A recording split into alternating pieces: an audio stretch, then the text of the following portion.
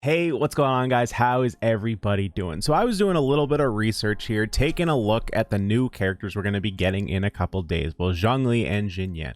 And, at this point, I'm fairly familiar with Zhongli's kit, but I wasn't as familiar with Xinyan's kit. Now, as I was reading over this, I was like, wow, you know what?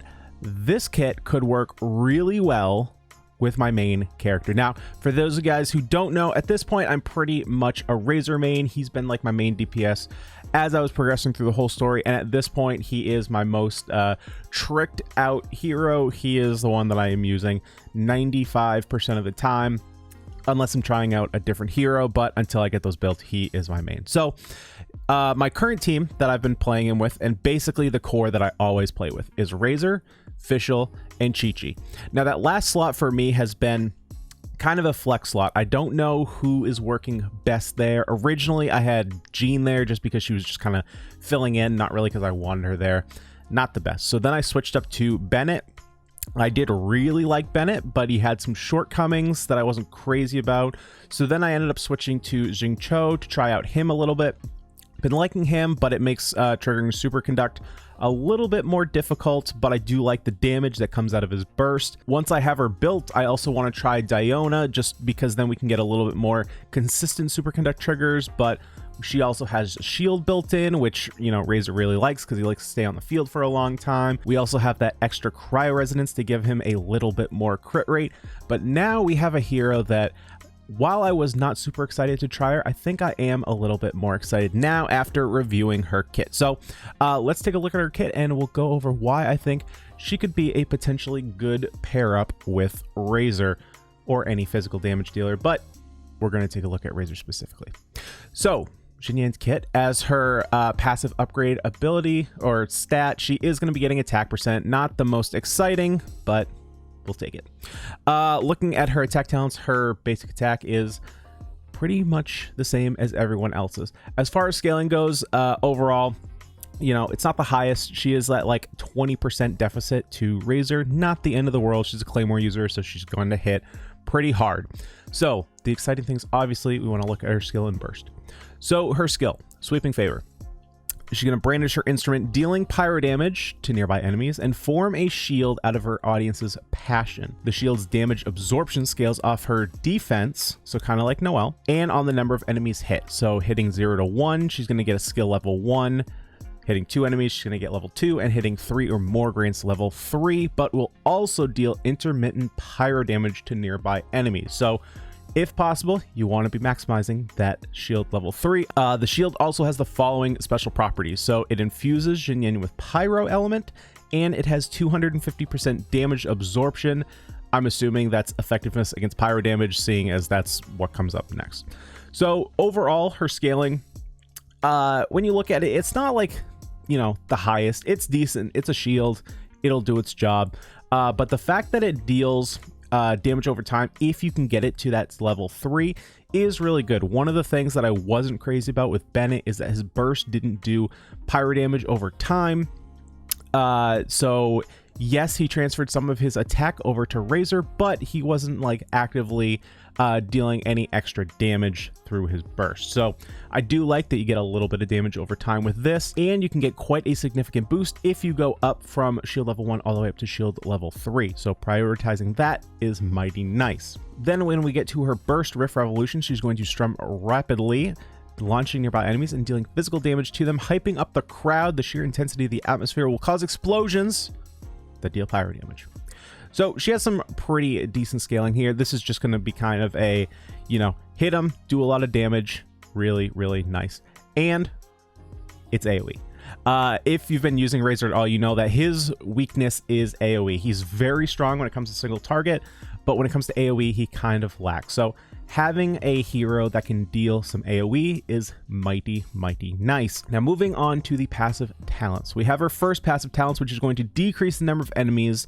Sweeping Fervor, her skill, must hit to trigger each level of shielding. So shield level 2, you're only going to need to hit, or it's going to be reduced by 1 enemy, and shield level 3 is going to be reduced to hitting 2 enemies or more. So it makes it a lot easier to get that shield level 3.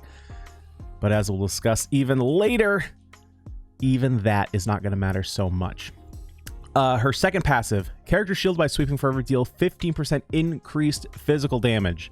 Now this is really nice because we already want to be throwing that shield onto Razor because he does like to stay out for a while. So if we can have a shield on him, he can stay out even longer. That's why I've been liking Jing Cho with him, is because those rain blades, they really help his longevity. So having a character that can throw a shield on him is mighty nice. And also, since Razor does most of his damage with physical damage, it's mighty nice to give him an extra 15% damage there.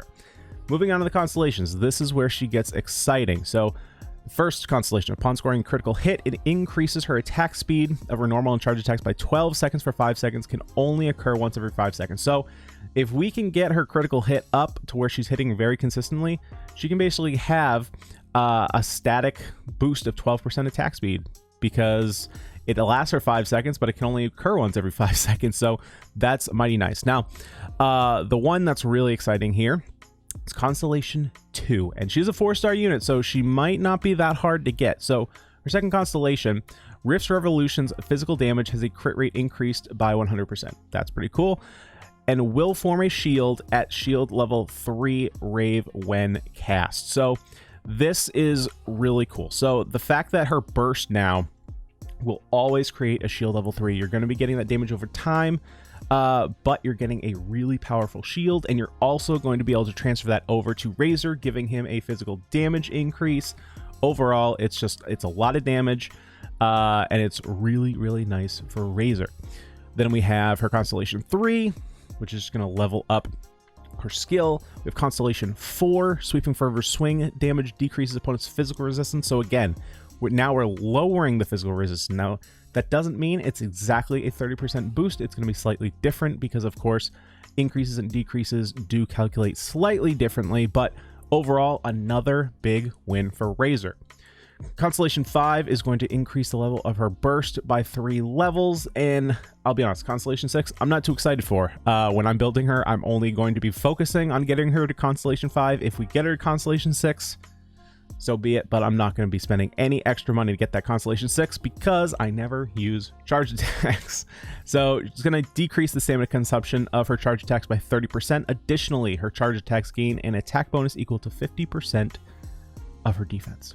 Now, when her kit first came out, I think a lot of people were going about saying, like, she's going to be like Noelle, you're going to want to build her into defense, but there's really, I don't see a lot of need to build her into defense. I think you could if you really wanted to maximize her shield, but I don't think that it's going to be necessary to build her for defense. I think she'll just be a pretty good support. You can still get a lot of good damage out of her, just like you do with Razor, you know, because they're scaling on their basic scale so high. I don't think it's going to be super necessary to build her heavy into defense, especially since, you know, you're not really seeing a lot of benefit. I could be wrong about that. You know, I've been wrong about things before, but, you know, first impressions, I'm not going to be prioritizing defense. If it comes as like subsets or something like that, I'm not going to be upset. So all those like trash artifacts you've been looking at that have like, you know, defense flat and defense %, you know, maybe just throw them onto Xinyan and you'll be happy there. So guys, let me know down in the comments below, are you excited for Xinyan? Do you think that she has as much synergy with a Razor as I think she does? Let me know down in the comment section below. But guys, that's all I got for today. If you enjoyed the content and you want to check out more content from me, you can head over to my Twitch page, twitch.tv/xjazze, or if you want to subscribe right here on YouTube, go ahead and click that red subscribe button, like the video if you liked it, and click the notification bell. That way you never miss a video. But guys, that's all I got for today. Hopefully you did enjoy. I'll see y'all in the next video. Peace.